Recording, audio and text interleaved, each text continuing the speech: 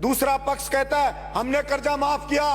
अरे चर्चा इस बात की होनी चाहिए कि 75 साल के बाद भी ये किसान कर्जदार क्यों है।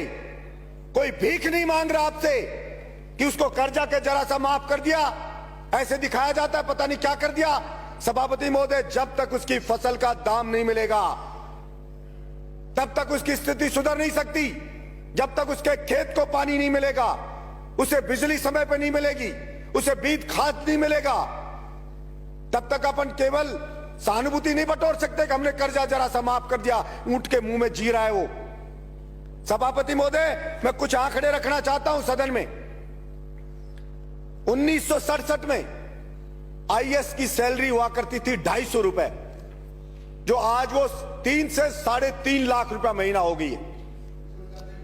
और वही 1967 में डीजल होता था सभापति महोदय 20 पैसे लीटर, और आज वो 100 रुपए लीटर हो गया है। सभापति महोदय, सोना होता था 200 रुपए का 10 ग्राम 1 तोला, आज वो 60,000 रुपए हो गया है। और गेहूं था 70 रुपए का क्विंटल, जो आज 1800 रुपए क्विंटल में बिक रहा है। यानी कि आईएएस की बढ़ोतरी सैलरी में कितनी हुई? 1500 गुना। डीजल में बढ़ोतरी कितनी हो गई? 500 गुना। सोने में बढ़ोतरी कितनी होगी? 300 गुना। और किसान के गेहूं की फसल की कीमत कितनी बढ़ी? मात्र 25 गुना। अब कहां 1500 गुना और कहां 25 गुना। भला वो कैसे उसकी स्थिति सुधर सकती है? हर चीज की महंगाई बढ़ गई है, कृषि के उपकरण है उनकी महंगाई बढ़ गई है, लेकिन उसकी फसल को नहीं खरीदती सरकारें। अब गेहूं पे 10% बढ़ाइए, 200 ये कह दिया कि 2110 रुपए। सभापति महोदय, हमारे मंत्री जी हैं, खुद किसान हैं, वो जानते हैं कि खर्चा गेहूं पे 1 बीघा का खर्चा किसान का आता है 1800 रुपया बीघा पे आता है। 18 जैसे एक जो क्विंटल पर 1800 और 18,000 रुपया 1 बीघा पे आता है। मात्र 10 क्विंटल के लगभग गेहूं पैदा होता है। जो 1800 के हिसाब से बेचे तो 18,000 का हुआ, उसका खर्चा भी 18,000 आता है, पैदा भी 18,000 हो रहा है, तो उसकी स्थिति भला कैसे सुधरेगी?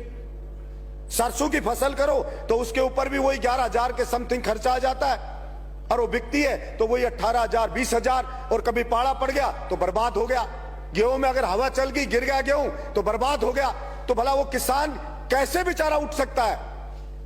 और सिर्फ बातें होती है किसान की, 6,000 दे दिया, कोई कहता है कर्जा दे दिया, कोई कहता है ये दे दिया, कोई कहता है थोड़ी सी बिजली दे देंगे, ये दे देंगे। मैं तो ये कहता हूं आप पूरा दाम ले लीजिए, मत दीजिए कुछ भी आप, लेकिन ये जो 1500 गुना बढ़ी आईएएस की सैलरी, या तो उस आईएएस की सैलरी को भी घटा के वही 25 गुना लिया हो आप।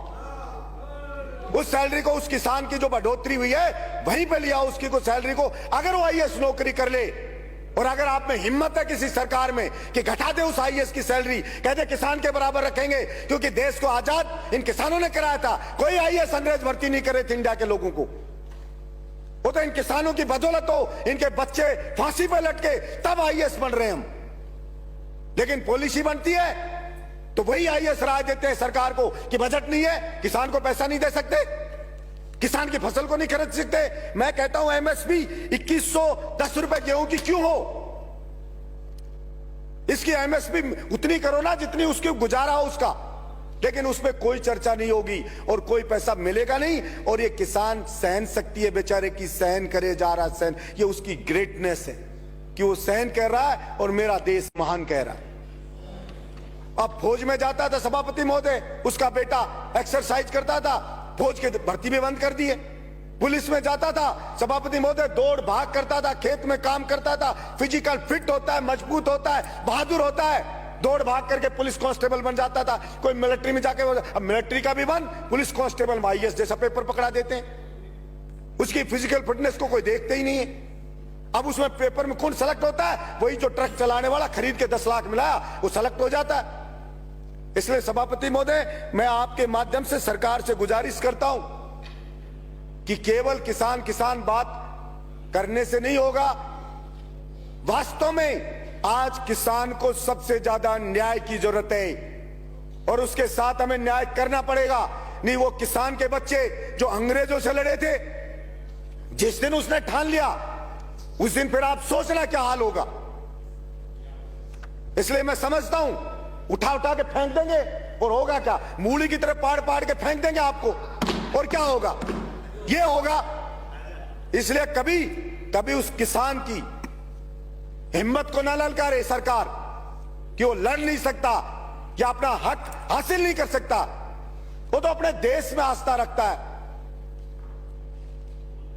तो सहन करे जा रहा है। और ये सभापति महोदय, मैं बात करूंगा जैसे आवारा पशुओं की, ये एक बड़ा आंदोलन इन आवारा पशुओं के लिए भी होगा। किसान की फसल को खा रहे हैं ये रोजड़े, सुअर, आवारा। और मैंने पहले भी कहा, अरे आदमियों की नसबंदी करते हो, इनकी नसबंदी करके ही रोक दो। हम छोटे बच्चे थे तो बछड़ों की नसबंदी करवाता था किसान। आवारा ये जब नंदी है उनकी नसबंदी कर दो। और गाय को अगर सच में बचाना चाहते हो, आप गौशाला में अनुदान देते हो, किसान को दो ना अनुदान, कि वो घर पे गाय को पाले। हम अनुदान देंगे तो किसान की स्थिति भी सुधरेगी और हमारी गाय माता भी बचेगी।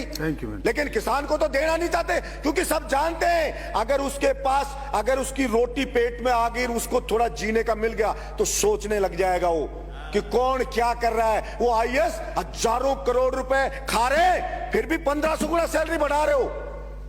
जाके देखो एक आईएएस बनता है तब क्या घर होता है उसका, और 5 साल बाद देखो उसके बच्चे मर्सिडीज में घूमते हैं, विदेश में पढ़ते हैं। क्या कभी सरकार ने पूछा है कि कहां से आ गया है पैसा?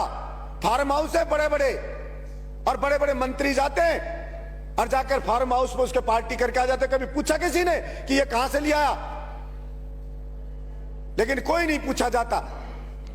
इसलिए मैं आशा रखता हूं कि किसान के ऊपर रियल में कोई उसकी दशा सुधारने पर निर्णय होगा। धन्यवाद सभापति।